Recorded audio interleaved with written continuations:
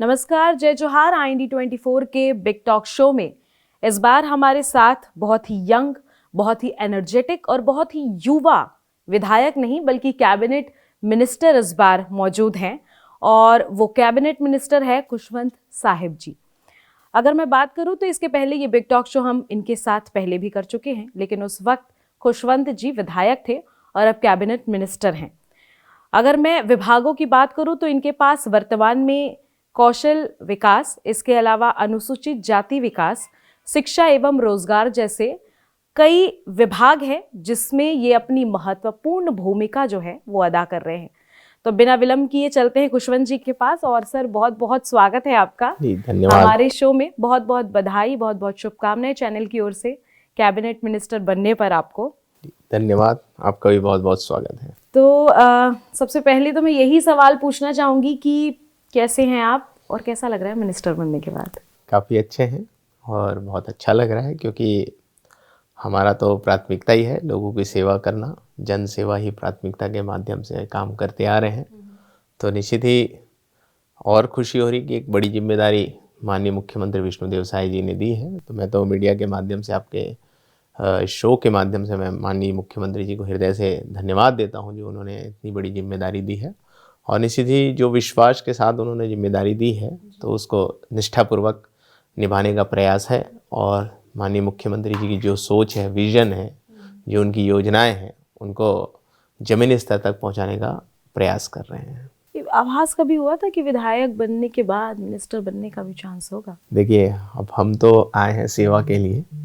जो दायित्व तो मिलेगा वो हमको करना है, क्योंकि हम सब भारतीय जनता पार्टी के कार्यकर्ता हैं और आज भी हम कार्यकर्ता हैं और उस कार्यकर्ता के अनुरूप ही काम कर रहे हैं। और कार्यकर्ता का एक ही काम है कि जो केंद्र की जो योजनाएं हैं, छत्तीसगढ़ सरकार की जो योजनाएं हैं, उसको ज़्यादा से ज़्यादा तक लोगों तक पहुंचाएं। और हम सब एक विचारधारा से जुड़े हुए हैं जो हमारे पंडित दीनदयाल उपाध्याय जी ने कहा है, अंत्योदय का, अंतिम पंक्ति में बैठे हुए अंतिम व्यक्ति तक विकास पहुंचाना, योजना की सारी योजनाओं का लाभ पहुंचाना। तो उसी के उस विचार को कृतार्थ करने का प्रयास कर रहे हैं ताकि वो हर एक योजना का लाभ लोगों को मिल सके। तो इसी में लगे हुए हैं और इसी में कर रहे हैं। तो निश्चित ही जो दायित्व पार्टी देती है तो उसमें निर्वहन करने का प्रयास रहता है। इस सामाजिक गुरु के साथ साथ अचानक राजनीति में आने की कैसे सूझ गई आप? सामाजिक और राजनीति दोनों एक ही है।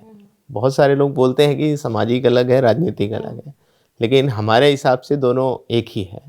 क्योंकि दो टाइप के लोग राजनेता होते हैं। कुछ राजनेता राजनीति में इसलिए आते हैं कि लोगों की सेवा करना चाहते हैं, लोगों के हक अधिकार को दिलाना चाहते हैं, उनको बहुत सारी सुख सुविधाएं उपलब्ध कराना चाहते हैं, इसके लिए आते हैं। और कुछ लोग ऐसे आते हैं जो अपने व्यक्तिगत के फायदे के लिए आते हैं, खुद को बड़ा बनाना चाहते हैं, खुद को पावरफुल बनाना चाहते हैं, खुद को कहीं ना कहीं साबित करना चाहते हैं। ऐसे बहुत सारी चीज़ें होती हैं। तो हम उनमें से हैं जो लोगों की सेवा करने के लिए आए हैं। और हम सामाजिक गुरु होने के नाते, बाबा गुरु घासीदास जी के वंशज होने के नाते शुरू से ही समाज सेवा में जुड़े हुए हैं। जो भी जिनको भी किसी प्रकार की समस्या होती है, दिक्कत होती है, तो हम लोग लगातार सामाजिक दौरा करते ही रहते हैं।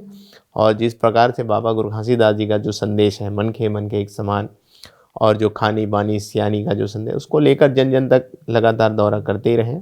तो निश्चित ही उसी के माध्यम से ही हमने सोचा कि राजनीति के माध्यम से और अच्छे से हम सेवा कर सकते हैं, तो इसलिए राजनीति में आए। खुशवंत जी, इंजीनियरिंग स्टूडेंट रहे हैं आपने बहुत कुछ सोचा होगा अपने करियर को लेके, या पहले से ही ऐसा प्लानिंग था कि राजनीति में आना है? और अगर नहीं था तो मैं वो जानना चाहती हूँ कि करियर में आगे बढ़ने के लिए क्या सोच थी आपकी, क्या करना चाह रहे थे? इसमें ऐसा है कि जब हम बचपन में स्कूल में थे तो निश्चित उस समय ऐसा लगता था कि नहीं, कुछ दूसरा बनना है। उस समय बचपन में ये था कि मुझे भी कलेक्टर बनना है। ये बचपन में पढ़ाई करते करते ये सोच थी। लेकिन जैसे जैसे बड़े हुए तो हमने हमारे पिताजी को देखा कि वो लगातार समाज सेवा में अपने जीवन को उन्होंने समर्पित किया हुआ है। लगभग 45 साल से भी ऊपर उन्होंने समाज सेवा लगातार किया और लगातार अभी तक कर ही रहे हैं। और हमने देखा उनको, जब भी कहीं पर भी किसी प्रकार का अन्याय होता था, अत्याचार होता था, तो स्वतः वो वहाँ जाते थे और लोगों को हक अधिकार दिलाने का काम करते थे। हम देखते थे, सुनते थे, जो जब लोग आते थे उनसे मिलने के लिए कितना अपना दुख तकलीफ लेकर आते थे, तो हम घर में देखते थे, सुनते थे, समझते थे। फिर हमने देखा कि वो इतने बड़े बड़े आंदोलन उन्होंने किए बड़े बड़े आंदोलन करके समाज को न्याय दिलाने का काम उन्होंने किया। सिर्फ सतनामी समाज ही नहीं, सर्व समाज के लिए उन्होंने न्याय दिलाने का काम किया है। वो तो तिल्दा में रहते थे, तो तिल्दा से लेके बेमेतरा तक उन्होंने पद यात्रा भी की। दूसरे समाज का कोई था व्यक्ति जिसके हक अधिकार को छीन लिया गया, तो उनके ज़मीन का कुछ विवाद हो गया, कोई समस्या हो गया, तो उन्होंने पद यात्रा किया सर्व समाज के साथ और उसको न्याय दिलाने का काम किया। तो ये सारी चीज़ों को हमने उनके संघर्ष को देखा, तो फिर उस समय मन में एक विचार आई कि नहीं, मुझे अपने पिताजी के साथ देना है, पिताजी के आदर्शों को आगे बढ़ाना है। जो गुरु घासीदास बाबा जी का संदेश है, गुरु बालक दास साहिब जी का जो संदेश है, उसको हमारे पिताजी आगे बढ़ाने का काम करें। तो फिर वहीं से हमने डिसाइड कर लिया कि हमें भी जॉब नहीं करना है, लोगों के हक अधिकार को दिलाने का काम करना है और लोगों को ज़्यादा से ज़्यादा, हमारे युवा साथियों को जॉब जिनको चिंता होती है, तो उनके लिए अपन जॉब क्रिएट कर सकें, उनको सुख सुविधाएं उपलब्ध करा सकें। तो ये मन में विचार आया और फिर वहीं से फिर हमने ये ठान लिया कि नहीं, शिक्षा तो मुझे अच्छे से ग्रहण करनी है। मोस्टली देखा जाता है कि जो बहुत ज़्यादा पढ़े लिखे लोग हैं राजनीति में तो आते नहीं हैं। आपने सीधे राजनीति में कदम रखा है। आपको कभी ऐसा लगता है कि जो आज की डेट में बैठकर न्यूज़ चैनल देखकर पेपर पढ़ के बोलते हैं कि जो पॉलिटिक्स है वो बहुत बेकार है, आपको ऐसा नहीं लगता कि पढ़े लिखे युवाओं को आगे आना चाहिए, पॉलिटिक्स में उतरना चाहिए? जिसे वो बेकार बोल रहे हैं शायद उसे वो ठीक भी कर सकते हैं, तो उसके लिए एक मैसेज क्या देंगे युवाओं को? देखिए, पढ़े लिखे लोगों को तो राजनीति में आना चाहिए और खासकर युवा लोग को राजनीति में आना चाहिए, क्योंकि युवा की जो सोच होती है वो बहुत फास्ट होती है, त्वरित होती है और वो काम भी बहुत तेज़ी से करना चाहते हैं, एनर्जी से करना चाहते हैं। तो निश्चित ही युवाओं लोग को तो आना ही चाहिए और निश्चित ही हमारे सीनियर्स हैं, उनका मार्गदर्शन तो हमको लेना ही चाहिए युवाओं को, जो हम लोग ले भी रहे हैं और उनके सभी मार्गदर्शन में हम काम कर रहे हैं। और मैंने शुरू में ही कहा, दो टाइप के लोग होते हैं राजनीति में, एक जो स्वयं को स्थापित करना चाहते हैं, एक जो आम जनता के दुख और उनको दुख को दूर करना चाहते हैं और उनको सुविधाएं उपलब्ध कराना चाहते हैं। तो निश्चित ही ऐसे जो लोग हैं जो खुद को स्थापित करने, इस कारण लोगों में ये छवि बनी हुई है कि निश्चित ही राजनीति खराब है, लेकिन राजनीति बहुत अच्छी चीज़ है। इसमें युवाओं का भागीदारी बहुत महत्वपूर्ण है, क्योंकि वो चाहते हैं कि ये पॉलिटिक्स, वो ये चाहते हैं कि गवर्नमेंट में ये बदलाव होना चाहिए, हमें ये करना चाहिए, ये सिस्टम होना चाहिए, वो सिस्टम। तो मैं तो युवाओं से कहूँगा कि आप बोलने के बजाय खुद सिस्टम में आइए और उस सिस्टम को खुद बदलिए, खुद ही यहाँ पर बैठिए और बैठकर बदलने का काम किए, ताकि युवाओं को उसका लाभ मिल सके, जनता को उसका लाभ मिल सके। और आज हम देख भी रहे हैं, जिस मूल मंत्र के साथ हमारे देश के यशस्वी प्रधानमंत्री नरेंद्र मोदी जी चल रहे हैं, सबका साथ और सबका विकास, सबका विश्वास और सबका प्रयास, तो निश्चित ही इस मूल मंत्र में सभी वर्ग, सभी समाज और सभी धर्म आज कहीं ना कहीं इसमें स्थापित है। आज अगर हम लोग देखें तो लगातार युवाओं को प्रतिनिधित्व मिल भी रहा है और हमारी जो भारतीय जनता पार्टी है वो तो विशेष युवाओं को जिम्मेदारी दे रही है, युवाओं को विशेष फोकस दे रही है। अभी आपने देखा ही है, जो हमारे राष्ट्रीय कार्यकारी अध्यक्ष बने हैं माननीय श्री नितिन नवीन जी, जो मात्र 45 साल के हैं, तो एक युवा को इतने बड़े विश्व की सबसे बड़ी राजनीतिक पार्टी, उनका राष्ट्रीय कार्यकारी अध्यक्ष बनाना, तो युवा को नेतृत्व देने का काम हमारी भारतीय जनता पार्टी कर रही है। तो निश्चित ही मैं युवाओं को कहूँगा कि युवाओं का आना इसमें राजनीति में बहुत महत्वपूर्ण है। सब आए और हम सब मिल के इस प्रदेश को और देश को विकसित बनाने का काम करें।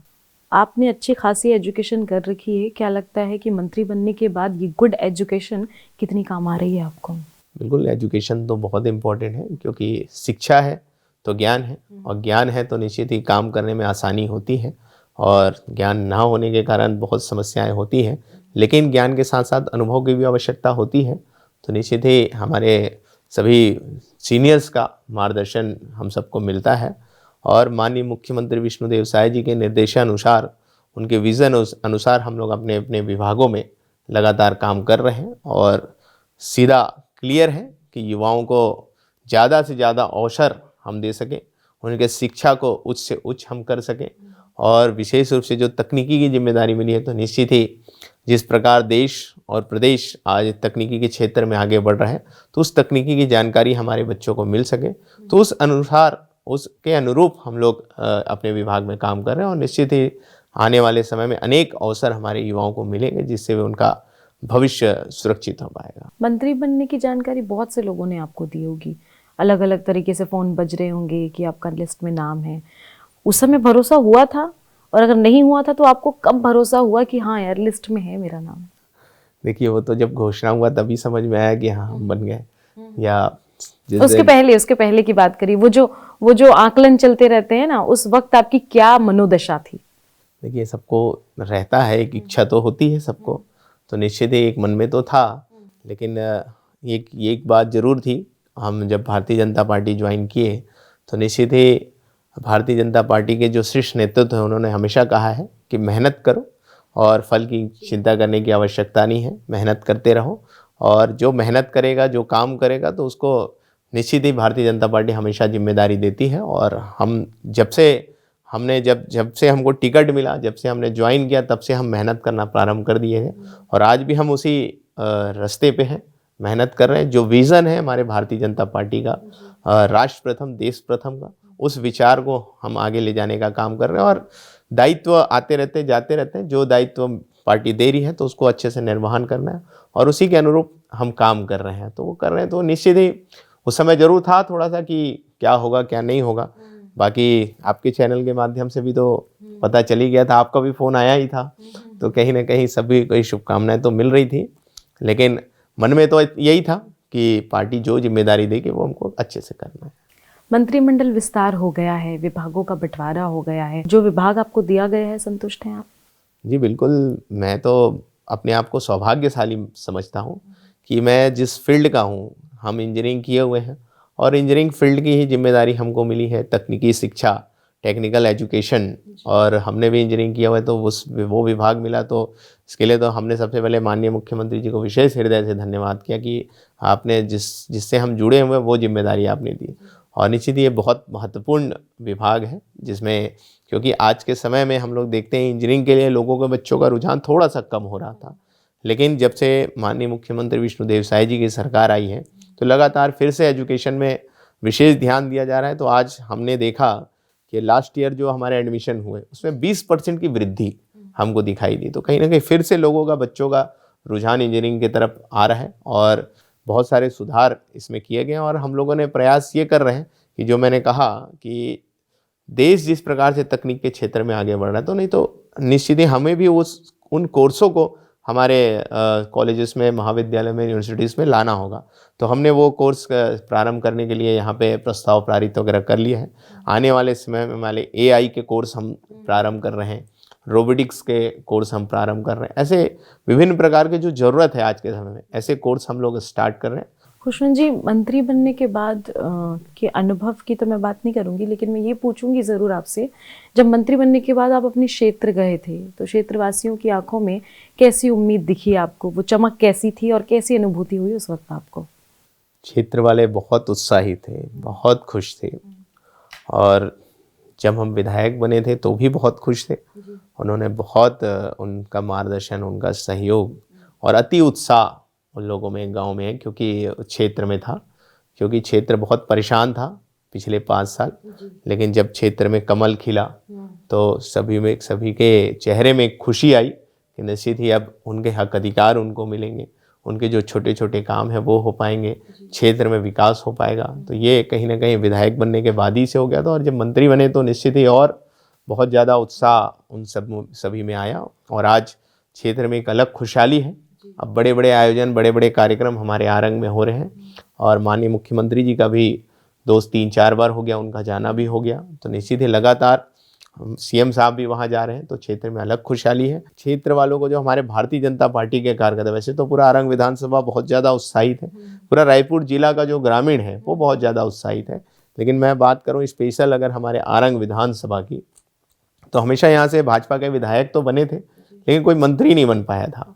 तो पहली बार जब कोई मंत्री बन के आया तो उसमें और एक अलग ऊर्जा हमारे कार्यकर्ताओं में हुई, अलग खुशी है। और आज हम लोग देख रहे हैं बहुत ऊर्जा के साथ वो लोग काम कर रहे हैं। आने वाले समय में विकास के क्या टेंटेटिव प्लान हैं क्षेत्र के लिए, और क्या कुछ नया आपने प्लान कर रखा है? पहले तो हम बात करते हैं हमारे विभागों की। तो विभागों में जो हमारे पास टेक्निकल एजुकेशन है, जिसमें हमने आपको बताया कि नए कोर्सेस हम कर रहे हैं। साथ ही जो IIT होता है उसके तर्ज पे हम हमारे क्षेत्र में CGIT ओपन कर रहे हैं, जो अभी तक हमने उन्हें 7 CGIT ओपन कर लिया है। IIT के तर्ज में जो IIT कॉलेजेस होते हैं उसके तर्ज में, उस लेवल का हम लोग हमारे यहाँ छत्तीसगढ़ में CGIT ओपन कर रहे हैं, जिसमें 7 हमारे अभी हो गए हैं। तो निश्चित ही इसमें हम सारे एक्टिविटीज़ कराने वाले हैं, सारे कोर्स कराने वाले हैं, जिसके माध्यम से बच्चे एक्स्ट्रा ऑर्डिनरी मतलब एक्स्ट्रा ज़्यादा से ज़्यादा वो लोग तकनीकी के बारे में पढ़ाई कर सकें और हायर स्टडी उन लोग कर सकें। तो ये हम लोग पूरी कोशिश हमारे इंजीनियरिंग कॉलेजेस में हम कराने का प्रयास कर रहे हैं। वहाँ के जो लैब्स हैं उसको भी दुरुस्त करने का काम हम लोग कर रहे हैं। साथ ही साथ प्रैक्टिकल नॉलेज, क्योंकि आज के साथ समय में बुक नॉलेज के साथ साथ हमको प्रैक्टिकल नॉलेज ज़्यादा बच्चों को मिला चाहिए, तो उस पर हम लोग विशेष फोकस हमारे तकनीकी के क्षेत्र में कर रहे हैं। वैसे हमारा पॉलीटेक्निक है, तो पॉलीटेक्निक हमारे 32-33 पॉलीटेक्निक कॉलेज है, लगभग सारे डिस्ट्रिक्ट में हमारे कॉलेजेस हैं। तो वहाँ के जो लैब्स हैं उसको भी हम लोग मजबूत करने का काम कर रहे हैं, ताकि बच्चे प्रैक्टिकल नॉलेज ज़्यादा से ज़्यादा लें और उसके बाद वो डायरेक्ट अगर जॉब चाहते हैं तो जॉब उनको मिले। जब वो किसी कंपनी में इंटरव्यू देने जाए तो वो कंपनी उनको यह ना बोले कि अभी तो आपके पास अनुभव नहीं है, आपने सिर्फ बुक का ज्ञान है। मतलब आपकी प्लानिंग सुन के हम ये मान सकते हैं कि आने वाले समय में जो बच्चे बाहर पलायन करते हैं हायर एजुकेशन के लिए, वो हम छत्तीसगढ़ में ही दे पाएंगे। नहीं, बिल्कुल, हम लोग सारे कोर्स यहाँ पे प्रारंभ कर रहे हैं और सारे कंपनीज फैक्ट्रीज भी यहाँ पे आ रही हैं। तो निश्चित ही हमारे बच्चों को बाहर नहीं जाना पड़ेगा, यहीं वो नियोजित हो पाएंगे, यहीं उनको जॉब मिल पाएगा तकनीकी के क्षेत्र में।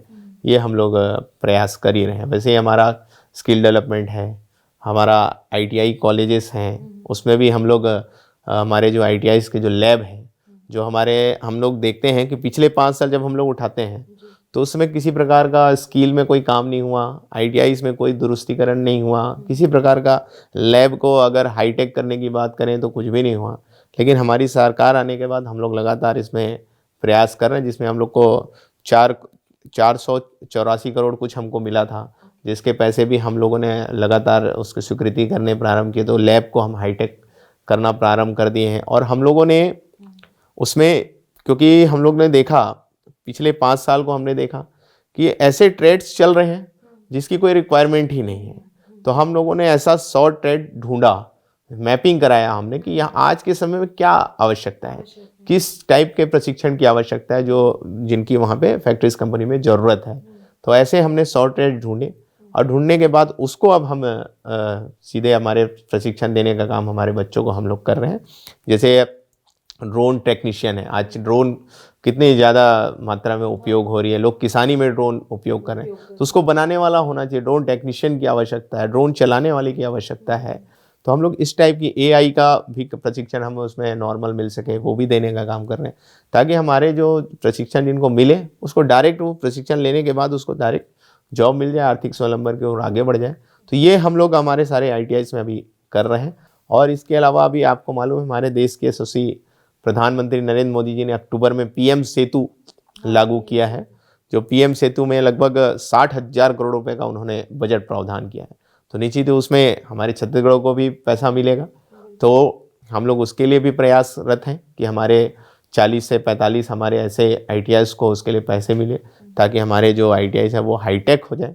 और निश्चित ही हमारे बहुत सारे SCVT और NCVT हैं, तो हम चाहते हैं हमारे जितने भी ITIs हैं वो NCVT हो जाए, ताकि वहाँ से जो प्रशिक्षण लेके लिया हो उस कहीं पर भी जाए, हाँ, वो चाहे देश में कहीं पर भी जाए या प्रदेश में, उसको जॉब मिल जाए, ये हम लोग उसको सर्टिफिकेट मिले, इसके लिए प्रयास हम लोग कर रहे हैं। और इसके लिए भरपूर मात्रा में प्रयास हो रहा है, जिससे निश्चित ही आने वाले समय में हमारे युवाओं को अनेक अवसर मिलेंगे। तो ऐसे हर प्रकार का काम हम लोग कर रहे हैं। खुशवंत जी, आपने मुझे बताया लाइन से कि किस किस तरीके की प्लानिंग है विभागों को लेके। एक सवाल मेरा ये भी है कि अब तक इन विभागों में आपको क्या कमी नजर आई है जिस पर आप सुधार करने में ज़्यादा फोकस कर रहे हैं? मैं ये बात नहीं कर रही हूँ क्योंकि अभी आपका काम अभी शुरू हुआ है, लेकिन पहले की अपेक्षा अभी की अगर मैं बात करूँ तो कमी कहाँ कहाँ नज़र आई है आपको और क्या क्या है वो कमी? जो पिछले 5 साल हैं, जो कांग्रेस गवर्नमेंट की सरकार थी, उस समय तो इन विभागों में कोई भी काम नहीं हुआ था। लेकिन जब माननीय मुख्यमंत्री विष्णुदेव साई जी की सरकार आई, तब से लगातार इन विभागों में बहुत फोकस किया गया है, बहुत काम किया गया, क्योंकि स्किल जो है हमारे यशस्वी प्रधानमंत्री नरेंद्र मोदी जी का विशेष कहीं ना कहीं हम बोल सकते हैं डिपार्टमेंट है, विशेष उनका ध्यान रहता है। तो निश्चित ही माननीय मुख्यमंत्री जी के निर्देश में लगातार इसमें बहुत सारे काम हुए हैं। टेक्निकल के क्षेत्र में भी बहुत सारे काम हुए हैं, हमारा SC डेवलपमेंट है तो उसमें भी काम हुए। सभी विभागों में बहुत अच्छा काम चल रहा है और आगे बढ़ रहा है, और उन्हीं के विज़न को ही आज हमको भी जिम्मेदारी मिलने के बाद भी हम भी उन्हीं के जो विजन है, उन्हीं का जो सोच है, उसी को हम आगे बढ़ाने का काम कर रहे हैं। ये सामाजिक व्यवस्था और स्थिति को आप कैसे देखते हैं? क्योंकि जो बलौदाबाजार में हुआ वो कहीं ना कहीं आपसे जोड़ा जाता है। इस पर मैं एक आपका कमेंट सुनना चाहूँगी। देखिए, बलौदाबाजार की जो घटना है वो तो बहुत निंदनीय थी, बहुत गलत था। इसका हम सब कड़े शब्दों में निंदा करते हैं। और निश्चित ही हमारा समाज जो है, सतनामी समाज है, वह अहिंसा प्रिय समाज है। बाबा गुरु घासीदास बाबा जी के बताए रास्ते में चलने वाला संदेश समाज है, जो सत्य और अहिंसा के मार्ग में चलता है। और उस समाज को कहीं ना कहीं बदनाम करने के लिए इस घटना को अंजाम दिया गया है। क्योंकि हम लोग देखते हैं, इतिहास उठाते हैं, तो निश्चित ही इन समाज के साथ, अनुसूचित जाति समाज के साथ हमेशा अन्याय अत्याचार हुए हैं। विकास के मुख्य धारा में इनको जुड़ने का भी नहीं दिया गया। लेकिन हम लोग लगातार अभी देख रहे हैं, मुख्य धारा में जुड़ने के अवसर अनेक मिल रहे हैं। एक सबका साथ और सबका विकास के मूल मंत्र के साथ काम हो रहा है। तो बिना भेदभाव के आज कहीं ना कहीं समाज को सम्मान मिल रहा है। तो मुझे कहीं ना कहीं ये लगता है कि समाज को जब उनका हक अधिकार आज मिलना प्रारंभ हो रहा है, विकास के मुख्य धारा से वो जुड़ रहे हैं, ये धार्मिक स्थल के उन्नति विकास हो रहे हैं, उस समाज के बच्चों का आज कहीं ना कहीं शिक्षा के स्तर में वो अग्रणी हो रहे हैं, ये सारी चीज़ें कहीं ना कहीं कुछ लोगों को पच नहीं रहा है, कुछ लोगों को बर्दाश्त नहीं हो रहा है। तो जानबूझ को उस समाज को बदनाम करने के लिए कुछ असामाजिक तत्वों ने इस घटना को अंजाम देने का काम किया है, ताकि ये समाज आगे ना बढ़ पाए। लेकिन माननीय मुख्यमंत्री विष्णुदेव साय जी, हमारे यशस्वी प्रधानमंत्री नरेंद्र मोदी जी के नेतृत्व में आज अनुसूचित जाति समाज को हमेशा सम्मान मिला है। हाल ही में हमने देखा आपके ऊपर भी हमले हुए। इस दौरान अगर मैं पूछूं तो ये राजनीतिक स्टंट मानते हैं या क्या? अभी तक क्या उनकी पहचान हो पाई है? आपने कुछ फिगर आउट करने की कोशिश की कि क्यों हो रहा है ये? नहीं, बिल्कुल। जो पत्थर वाला बेमित्र की जो घटना हुई थी, तो निश्चित उसमें जांच कराई गई। जांच में सामने आया कि जो एक वहाँ बिजली का पोल था, वो वहाँ से टूट गया। और वो टूट गई तो उसमें जो छीनी की जो लगी रहती है, वो टूटकर उसमें गिर गया। ये वो रिपोर्ट में आई है। तो पूरा उसमें जांच हुई है, फॉरेंसिक जांच वगैरह भी हुई है। तो सारी चीज़ों में वो सामने आया कि इस प्रकार की घटना हुई थी करके। तो वो क्लियर आउट हो गया। और निश्चित ही उस जांच से संतुष्ट हैं आप? बिल्कुल बिल्कुल संतुष्ट हैं, क्योंकि फॉरेंसिक जांच हुई है, सारी चीज़ें हुई हैं। और हमारे जो पुलिस प्रशासन है और हमारा जो टीम है, निश्चित ही वो लोग निष्पक्ष करते हैं। तो उसके ऊपर पूरा विश्वास है। खुशवंत जी, बाकी सवालों से अलग मेरा एक सवाल है कि कांग्रेस जो है वो लगातार कमेंट करते रहती है कि नए नए लोगों को मंत्री बना दिया गया है, काम संभाल नहीं पाते। इस पर आप जवाब क्या देंगे? वो तो 5 साल कुछ संभाल पाए नहीं। अब जब काम अच्छे से हो रहा है, छत्तीसगढ़ विकास की गति पे बढ़ रहा है आगे, आपने देखा है हमारी जो पहली बजट आई थी वो ज्ञान पे आधारित थी, दूसरी जो बजट है वो गति पे आधारित है। तो बहुत गति के साथ आगे बढ़ रही है। तो ये उन लोग को बर्दाश्त हो नहीं रहा है, क्योंकि पहले उन लोगों ने काफ़ी भ्रष्टाचार इस प्रदेश में किया है, आपको मालूम है। तो ये उन लोगों को इस चीज़ों से बर्दाश्त नहीं हो रहा है। और रही बात ये सब कमेंट जो करने का कारण ये है कि अब उनके पास कोई काम तो बचे, तब तो कुछ और बोले। काम तो कुछ बचा नहीं है। पूरी जनता ने उनको नकार दिया। पहले तो विधानसभा में नकारा, फिर लोकसभा में नकारा, फिर नगरीय निकाय, नगर पंचायत, फिर जनपद पंचायत, पंचायतों में नकारा। फिर भी ये कॉन्फिडेंट है कि इस बार जो सरकार काम कर रही है वो इतनी धीमी गति से चल रहा है कि आने वाले 5 साल में हम बिल्कुल कम बैक करने वाले हैं। देखिए, झूठ बोलने वालों को तो जो कॉन्फिडेंस होता है वो हमेशा हाई रहता है। तो वही है, वो तो लास्ट टाइम भी 2023 के चुनाव में बड़े कॉन्फिडेंस थे, लेकिन जनता ने दिखा दिया कि कॉन्फिडेंस, ओवर कॉन्फिडेंस क्या होता है, ये बता दिया उनको। तो आश्वस्त रहे वो कि 2028 में जब इलेक्शन होंगे तो निश्चित ही फिर से जनता की सरकार बनेगी, भारतीय जनता पार्टी की सरकार बनेगी, और जनता के उन्नति विकास के लिए काम होगा। और बहुत तीव्र गति के साथ विकास कार्य हमारे छत्तीसगढ़ में चल रहे हैं। बड़े बड़े प्रोजेक्ट्स चल रहे हैं, बड़ी बड़ी कंपनीज, फैक्ट्रीज भी यहाँ पे आ रही है, जिसके माध्यम से हमारे युवाओं को अवसर मिल रहा है। तो हर वर्ग आज कहीं ना कहीं संतुष्ट है।